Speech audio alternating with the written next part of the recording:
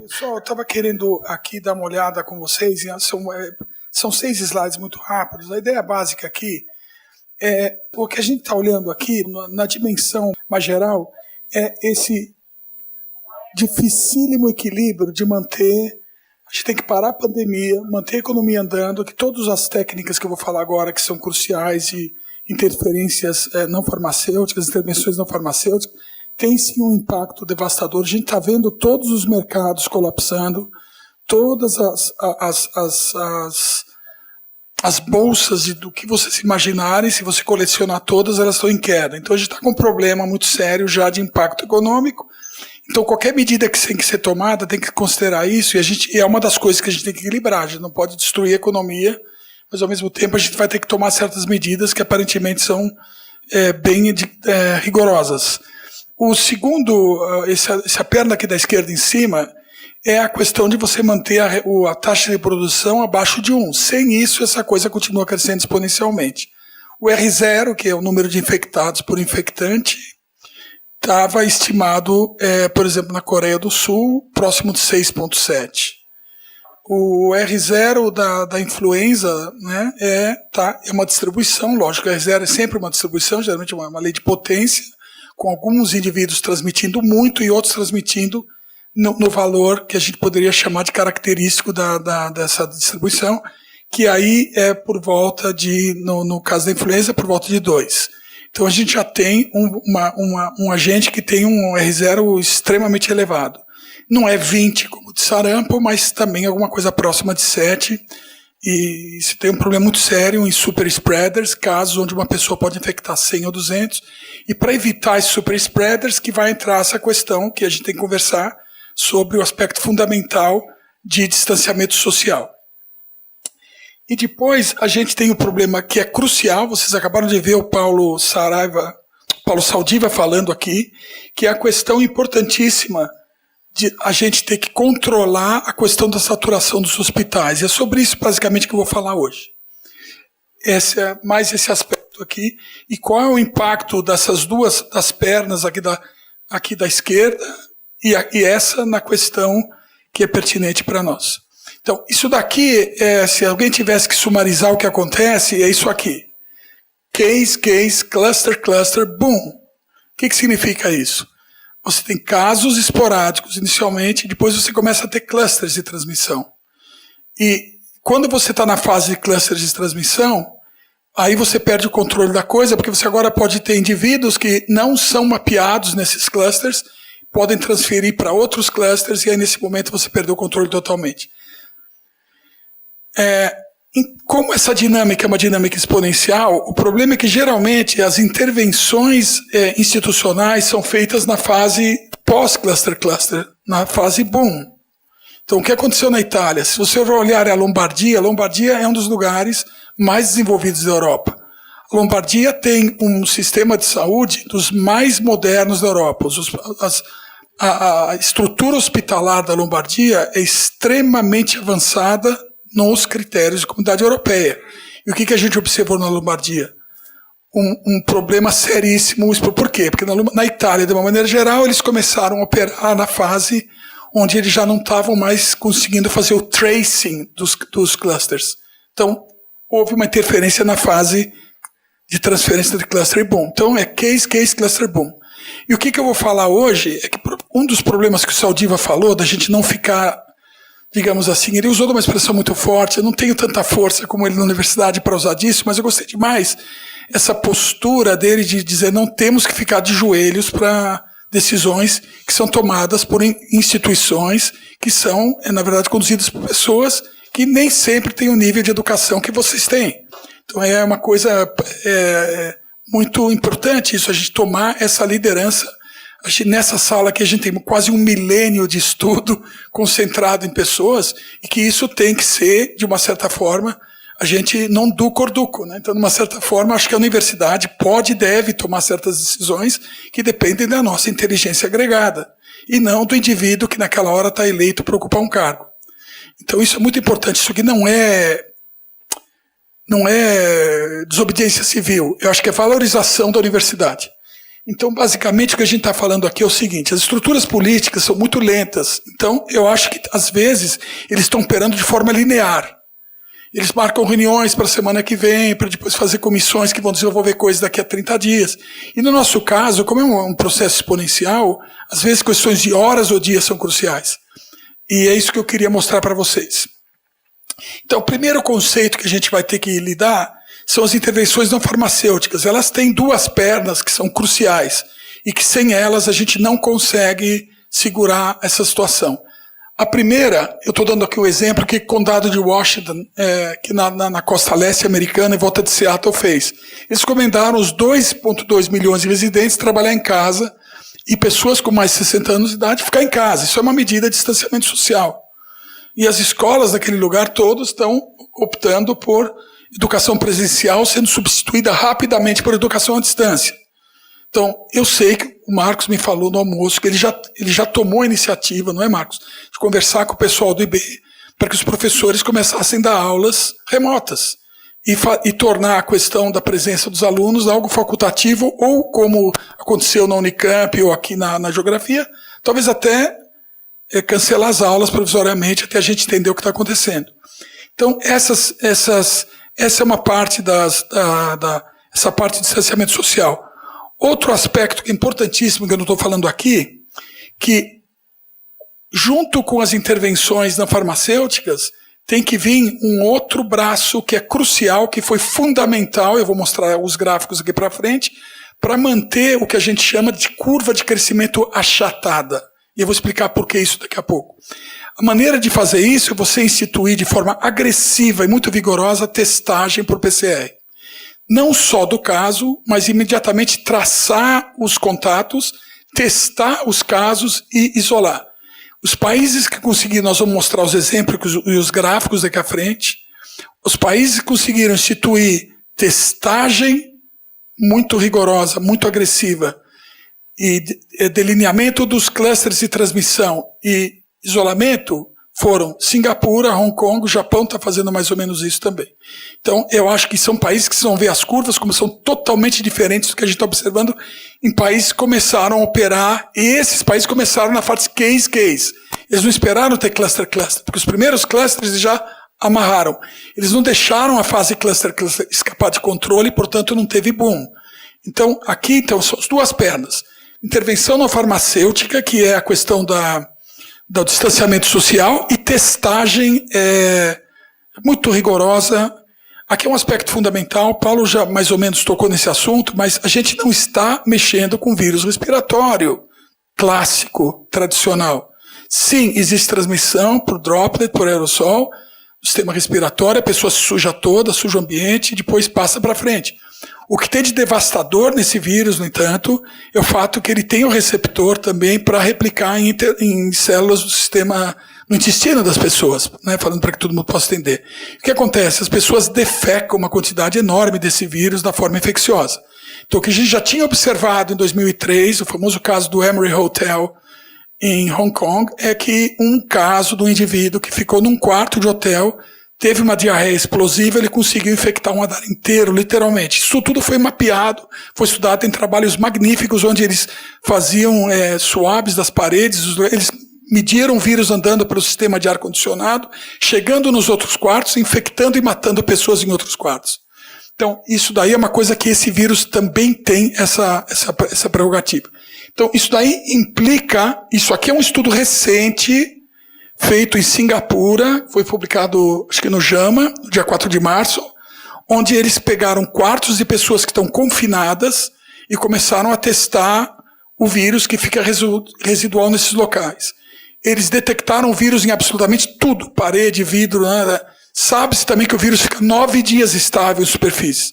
Uma das coisas que é muito positiva desse estudo, no entanto, é que se técnicas de desinfecção forem aplicadas nesses ambientes confinados, que podem estar contaminados por material envolvido em transmissão oral-fecal, você tem uma boa chance de impedir transmissão. Então isso aqui é uma coisa que tem que ser espalhada rapidamente para todos os lugares, porque isso é uma doença que tem essa característica diferente. Bom, agora vamos chegar no ponto central da questão. Por que essas, em inglês non-pharmaceutical interventions, em português intervenção não farmacêutica. Por que os NPIs são importantíssimos? E aqui eu vou mostrar para vocês qual é a importância de achatar a curva. E a resposta está aqui. Se eu entrar em fase exponencial franca, eu rapidamente passo o que a gente chama de capacidade do sistema de saúde. E uma vez que eu passo a capacidade do sistema de saúde, esses indivíduos, quando eles precisarem de condições particulares, UTI, etc., você vai entrar na situação que está na Lombardia, onde eu tenho que escolher entubar um jovem e pegar uma pessoa acima de uma certa idade, com uma certa comorbidade, e dar paliativo para o cara esperar ele morrer numa cama. Isso está acontecendo na Europa hoje. Tem vários relatos de colegas, inclusive médicos lá. Eu tenho postado várias dessas coisas e é uma coisa que o grande pânico, eu acredito, assim, o Saraiva é uma pessoa muito forte, mas eu imagino que o grande medo desses médicos, onde eu conversei com vários no Einstein, é justamente chegar num ponto desse. Por quê? Porque cresceu exponencialmente. Passou da capacidade. Então, por que a gente tem que achatar a curva? Por que a gente tem que instituir as não farmacêuticas, essas técnicas de intervenção não farmacêutica? Para achatar a curva. E com isso a gente consegue proteger o nosso sistema de saúde. Se a gente consegue proteger o nosso sistema de saúde, a gente vai reduzir muito a mortalidade do vírus e a gente vai causar todos os knock-off effects, fatores de desdobramento, que são as implicações que prejudicam completamente a funcionalidade social. A China, por exemplo, hoje em dia, o WHO esteve lá visitando recentemente, quando eles falaram que não tem mais problema, eles estão com a mesma produção de NO2 troposférico que a Coreia do Norte. Ou seja, a indústria chinesa está poluindo tanto quanto a Coreia do Norte, acreditem se quiser. Né? O consumo de carvão que roda as termoelétricas na China está 45% do que era no ano passado. O deslocamento de pessoas nos sistemas de transporte, isso monitorado por satélite, não estão mais preocupados com o que o governo chinês fala. A gente monitora por satélite. Está reduzido de 70% em alguns casos a até alguma coisa por volta de 50%. Ou seja, a gente pode assumir que a China está literalmente stand-by. Hoje, agora, semana passada, esses dados. Então, a gente precisa tomar extremo cuidado, porque esse problema pode ter um efeito devastador. São Paulo leva 48 horas, isso me disse o pessoal da Fiesp, para você recolocar tudo nos supermercados. Isso assumindo que você não tem absenteísmo nos sistemas de delivery. Na China, os sistemas que voltaram a operar estão com 56% de absenteísmo. Então, isso explica por que os mercados estão vazios em cidades como Milão, Turim, em várias cidades que estão entrando em quarentena, você não acha comida. Então, a implicação severa disso, a gente manter isso em maneiras tratáveis, a redução, é que nós vamos ter mais pessoas também no mercado de trabalho. Nós vamos conseguir controlar aquela questão econômica, de não parar a economia de uma vez. Então, essas medidas de intervenção, elas são cruciais porque elas têm um impacto transcendente.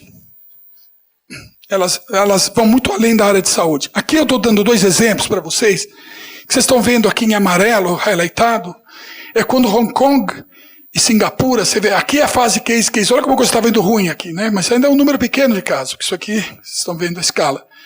Eles implementaram as intervenções não farmacêuticas. Olha a forma de crescimento das curvas, né? Muito diferente do que aconteceu na Suíça, no Reino Unido, na Holanda, na Bélgica, na Suécia, na Noruega, tá? Então, Hong Kong e Singapura, Bélgica vindo, a Alemanha já estava aqui, esse é um gráfico. Gráficos desses, com 2 dias de diferença, eles mudam completamente o formato. Vocês conhecem a função exponencial, vocês sabem que atingindo um certo número, esse negócio é dificílimo, isso aqui achata rapidamente. Então, hoje em dia, você vê que isso aqui é muito mais baixo e esses negócios já explodiram. Bom, então, por que a gente tem que colocar os NPIs em funcionamento? Para causar exatamente o achatamento da curva. É possível? Está aqui o exemplo. O que eles fizeram aqui? Testagem intensa, o acompanhamento dos clusters de transmissão, isolamento dos casos de transmissão que são detectados por PCR. Os caras são positivados, já são encostados de lado. Tem sucesso? Tem, porque agora você está com uma curva achatada, você deve ter nesses lugares mais capacidade de não saturar o sistema de saúde. Aqui é, por exemplo, o Japão. Só que é um gráfico mais recente, do dia 9 de março, está totalmente já imprestável, isso é velho, ou data, não liga mais para isso. Mas olha que interessante. Olha o Japão fazendo os NPIs, olha a diferença do que está acontecendo nos outros países aqui. E a gente começa a ver processos que, apesar de estar acontecendo em outras dinâmicas, pelo tempo de dobra de 4 a 2 dias, a gente começa a entender que daqui a 13 dias, por exemplo, o Reino Unido vai estar numa situação que está agora e por assim por diante. Então, o problema do crescimento exponencial é que na hora que ele começa, a gente começa a perceber que, independente da diferença das curvas, os tempos de dobra atingindo um certo valor, rapidamente o destino de todos esses lugares é o colapso dos sistemas de saúde. Aqui é um trabalho importantíssimo. Aqui está o Hernan Shaimovich. Infelizmente ele não está presente aqui, mas ele mandou para nós esse gráfico. Eu queria mostrar rapidamente para vocês como que é importante a questão das intervenções não farmacêuticas. Aqui a gente tem, dependendo de quando você faz o distanciamento social, o formato da curva. Isso são eventos, um dia de distância do outro. Portanto, a gente está perdendo tempo aqui. Enquanto qualquer pessoa da área institucional ou administrativa que fala que vai marcar uma reunião para daqui a 3 dias, esse cara não entendeu a realidade que ele está vivendo.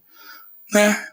Nesse artigo que eu escrevi na Folha hoje, eu acabei com uma afirmação do Bartlett. Quem estuda estatística conhece o Bartlett. Né? E ele falou uma coisa muito importante. Ele falou assim que uma das grandes inabilidades da espécie humana é a nossa incompreensão da função exponencial.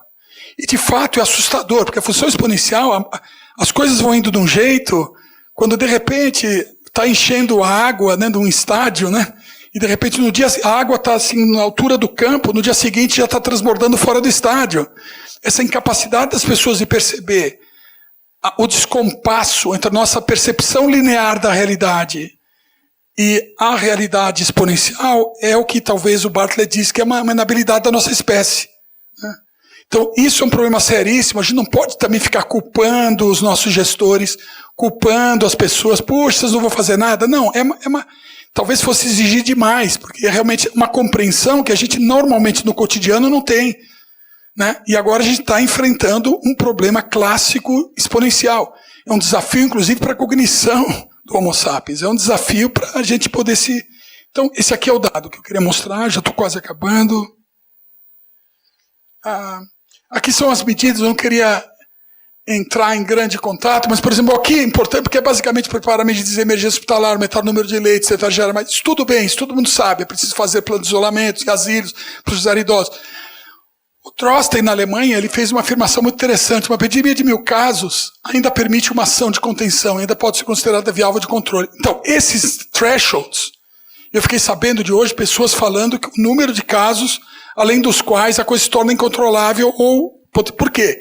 Porque se eu tiver alguma coisa como 50 casos reportados, como já está no Brasil, lembre, há 2 semanas atrás não tinha nada, então 50 implicam em que são casos observados, mas como a gente tem mais de 80% de casos assintomáticos, isso implica que a gente pode imaginar que existe uma massa de transmissão assintomática já rolando.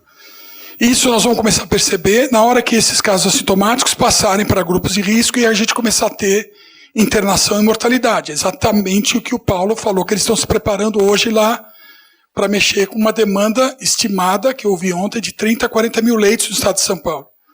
E eu acho que a gente deve ter no Brasil um total de 28 mil leitos, uma coisa assim. Isso eu ouvi de uma pessoa lá do Adolfo Lutz. Agora eu não posso confirmar, eu não sou especialista e talvez o pessoal da... mas de qualquer maneira, é lógico que vai ter um potencial terrível. Outra coisa crucial que eu gostaria até depois que o Marcos discutisse, é um problema que a gente está vivendo agora, seríssimo, que é a questão de supplies. Né? Ontem eu estava num hospital importante, conversando com um médico, Jorge, tudo bem? Um médico que está mexendo com a parte de diagnóstico nesse hospital, e ele estava extremamente preocupado porque ele está com problema de obter reagentes fundamentais para se fazer testagem. Vocês têm que imaginar que as enzimas, que a superscript, os reagentes que são usados para fazer PCR em tempo real, que é crucial para a gente acompanhar, são importados. Então aí a gente começa imediatamente a se questionar, enquanto universidade, enquanto a parte que pensa na nossa sociedade também, todo mundo pensa, mas a nossa função a gente recebe para isso, para educar e pensar. Se não vale a pena considerar uma forma de economia um pouco diferente dessa, onde você está maximizando o lucro por centralização em cadeias produtivas em algum lugar. Lucro não deveria ser o critério fundamental de estabelecer cadeias de produção que dão para nós robustez no sistema. Se robustez em qualquer sistema só vem, robustez em qualquer sistema só nasce de redundância. Isso é óbvio, qualquer pessoa que estuda sistema sabe disso. Eu tenho que ter redundância no sistema para ele ser robusto. Portanto, certas cadeias produtivas devem, por obrigação, existir em todos os lugares, para maximizar a robustez. No dia 4 de março desse ano, agora, recente, a Índia proibiu a exportação de 26 sais cruciais para a produção de fármacos. Paracetamol, por exemplo, a gente pode ter problema. Vários antibióticos, vários anti-inflamatórios.